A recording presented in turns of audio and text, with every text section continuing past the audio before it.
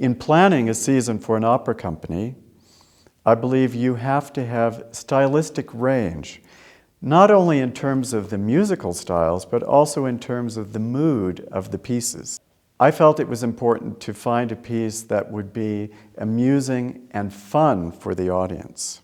While The Last Savage is very much drawn on a wonderful tradition of Italian comic opera, it does have this very American feel to the music, a very contemporary 1960s feel, and I think that is one of the distinguishing factors and something that we can appreciate now looking back on this period.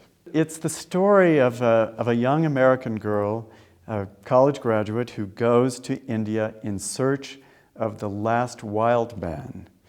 And her father is the sponsor of the trip, and he has arranged a very mercenary marriage to a prince, the son of a Maharaja.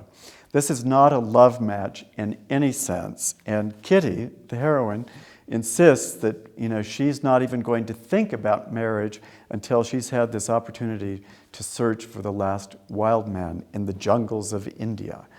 Well, the Maharaja arranges for one of the young men who works for him to pose as the last savage, and he pays him handsomely to do this. When Kitty discovers the savage, and it's all a complete setup, she brings him to Chicago and tries to civilize him, and then he's presented to society at a fancy cocktail party with debutantes and all kinds of intellectuals and artists and people. And the savage becomes so disillusioned with this whole look at American society that he leaves in a huff and goes back to India. The whole premise of the piece is absolutely absurd and hilarious, that this young college graduate is going to go off and find a wild man in 1960 in India. And she's so focused on her scientific pursuit that she doesn't realize that all of this is being manipulated behind her back. One of my favorite moments in The Last Savage is the cocktail party in the second act, when the savage is being presented to society, and Kitty believes that she has really civilized this handsome, hunky guy. Along the way, the host of the party, Kitty's father, brings in poets and painters and a composer. We hear a wonderful parody of a modern art song presented in a sort of atonal style. Menotti pokes fun at modern art, modern music, modern poetry. He pokes fun at society. It's a send-up of a cocktail party with a very high tone. But in the end, the savage disrupts everything, throws things around, and runs away and escapes to the jungle. And Kitty goes back to find him and realizes along the way that she's in love with the savage.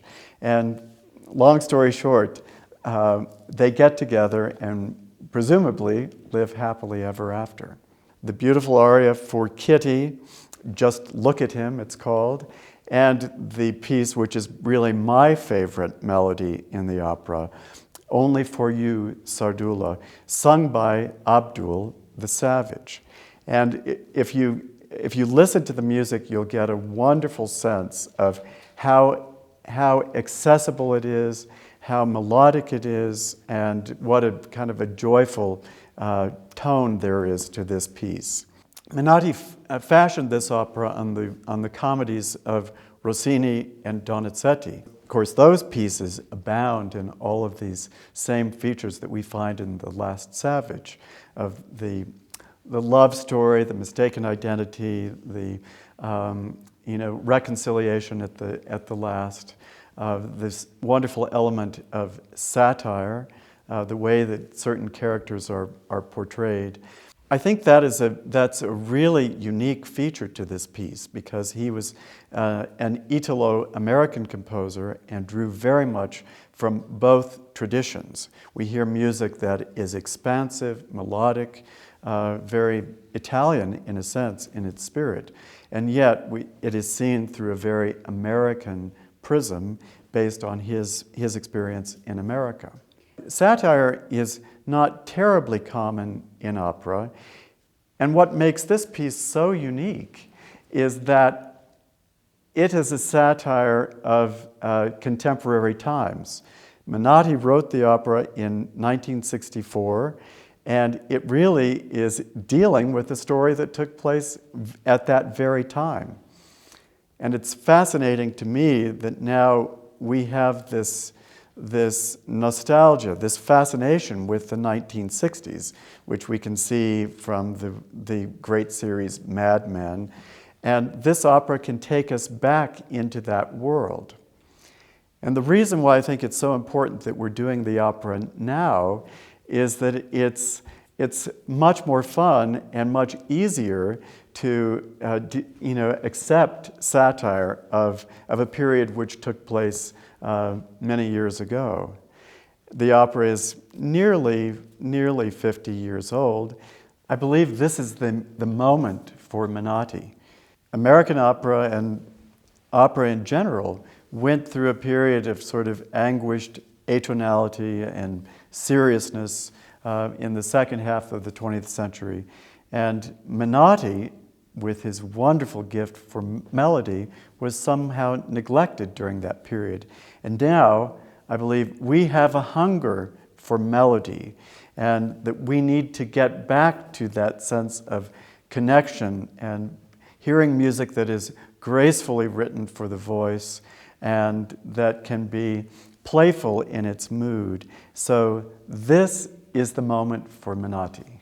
It's something we have to remember about The Last Savage is that it's just lighthearted fun wrapped in beautiful music.